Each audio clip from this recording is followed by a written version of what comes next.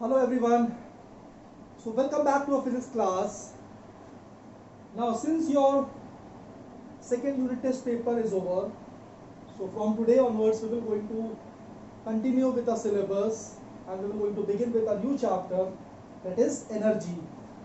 So this will be a part of your half yearly's exam. So let us begin with the chapter energy, and before starting with the topic energy, I want to start with the topic, that is work. So first of all, we all should know about work. So what is work?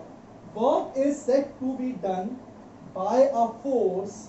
Okay, work is said to be done by a force when it displaces a body on which it acts in its own direction. Suppose any object is there,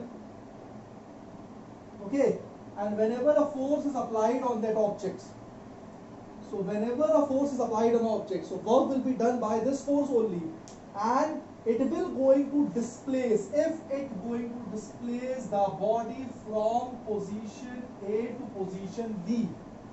So work is said to be done by a force when it displaces a body in its own direction. In its own direction means if you are pushing the body in this direction, the object should displace in that particular direction only.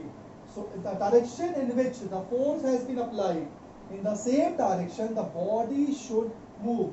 In this condition you will say that the work has been done. For the work to be done, two conditions are to be satisfied. So these are the two important conditions which should be satisfied when you say that the work has been done. What is the first condition? Condition number one says that a force must be applied. So if a body of its own it is moving, you have not applied the force, that means you have not done any kind of work over there. So if you apply the force, then only the condition number one will be satisfied, that yes, the work has been done. Second condition, the body should move in the direction of applied force. So if you are pushing the body in one direction and the object is also moving in that particular direction, in that condition you can say yes, the work has been done. So both the conditions should be satisfied simultaneously, that is, you must be applying the force, and while you are applying the force, the body should be moving from one place to another place in the same direction. Then you can say work has been done. Now how to measure work? To measure work, a simple formula can be used. Work is equals to force into displacement. F for force and S is displacement. Displacement means how much distance the body has covered in particular direction.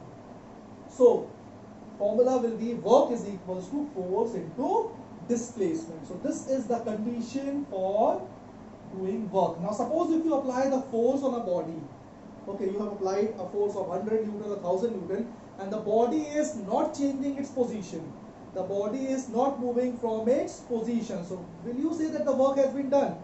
Condition number one, the force has been applied. Yes, we have applied the force. Second thing, the body should move. Did the body move? No. After applying the force, the body has not moved from its position. Since the displacement is zero, overall product will also become zero, because force into displacement. Suppose you have applied the force of 100 Newton but the displacement was zero because the body has not actually changed its position.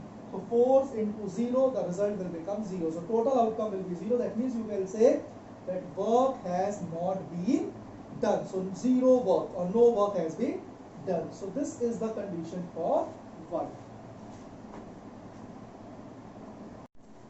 Now since we know what is work, we should know its unit. So unit of work. Since work is equal to product of force and displacement, as we have done in the formula, work is equals to force into displacement. The unit of force is Newton and the unit of displacement, that is distance, is meter. So the unit will become Newton into meter, but the SI unit of work is joule. So you have to remember the standard unit, and the SI unit of work is joule. Okay, so this you have to remember about the unit. So let us talk about some numericals which are based on this topic, work. So over here, a very simple and first numerical is there. Okay, let us study what it is. A force of 10 Newton is acting on an object. So how much amount of force is applied on an object? Force of 10 Newton. So what is given? The first thing which you have to note down that is given, and the first thing given is force. And how much is the force? 10 Newton. Very good. And the object is displaced by a distance of 5 meter in the direction of force. So body has shifted in the same direction, and how much distance has covered? It has covered a distance of 5 meter. So displacement is given 5 meter. So now we have both the force and displacement. What you have to calculate? Find the work done. So you have to calculate the work, and the formula for work is force into displacement. How much amount of force has been applied? 10 Newton into displacement is 5 meter. So it will become 50 Newton meter, but according to standard unit, work will be 50 joules. So how much amount of work has been done? 50 joules of work has been done. Okay, let's see another numerical.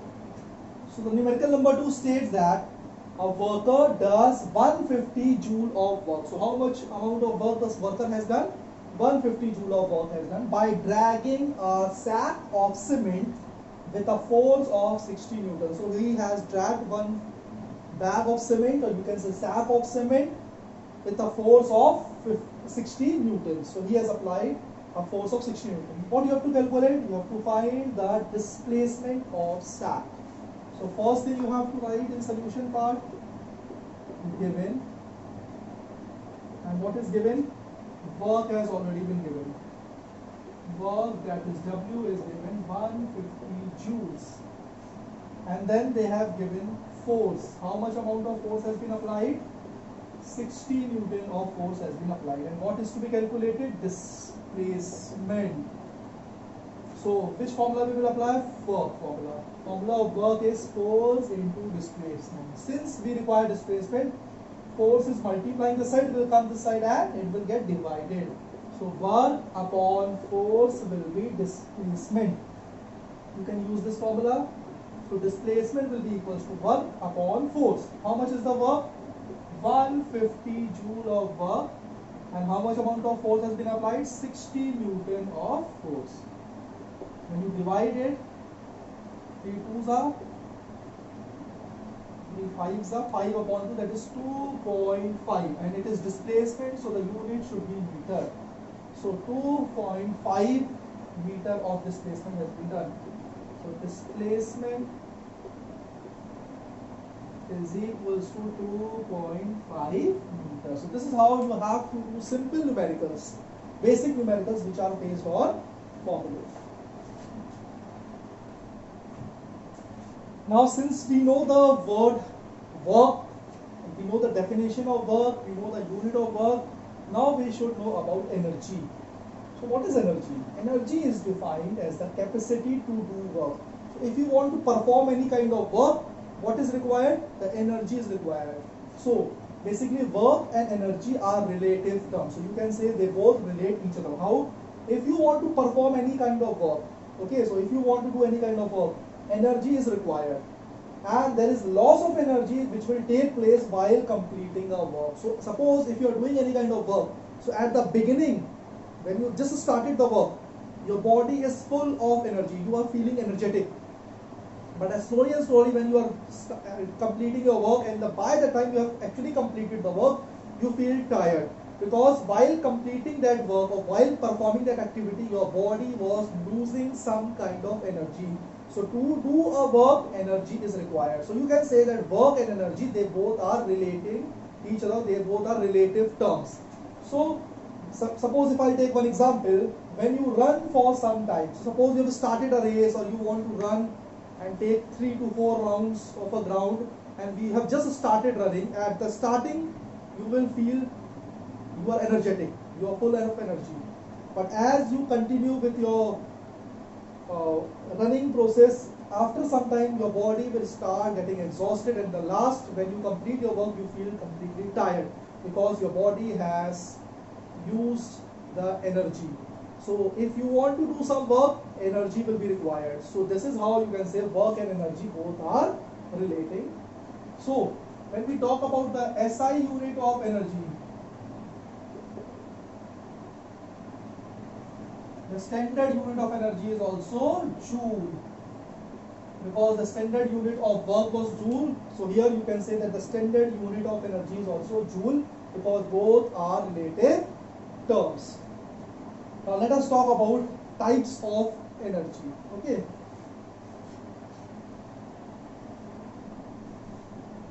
So since we know what is energy, we know the unit of energy, so let's begin with the different forms of energy. So as you people are must aware about energy, that there are different types of energies. Like suppose light energy, which is helping to see, which is helpful for enlightening everything around you. There is sound energy, with the help of which you can hear the things. You can say there is chemical energy. You can say there is solar energy. So different types of energies are there. So let us talk about various types of energies or different forms of energy. And the first type of energy which is there, that is known as mechanical energy. So what is mechanical energy? The energy possessed by a body due to its position and motion, or you can say due to its position or motion. So if a body is at certain position, and at that time it is holding some kind of energy, so at that particular time it will be termed as mechanical energy. Or if a body is in motion, if a body is in moving, if it is moving and at that time it is having another kind of energy, that is also considered as mechanical energy. So basically mechanical energy is a combination of potential energy and kinetic energy. So potential energy was the energy when the body was at some position, and the body is having certain position, then it is known as potential energy. Okay, and when the body is in motion, then it consists of kinetic energy. So both the energies, when they are combined together, it will be termed as mechanical energy.